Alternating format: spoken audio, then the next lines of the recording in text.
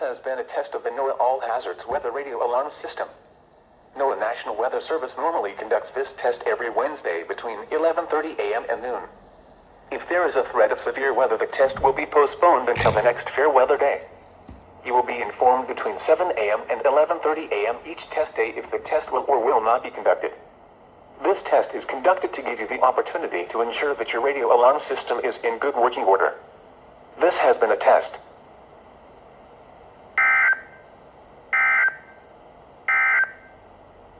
The current time is 11:33 a.m. Eastern Standard Time.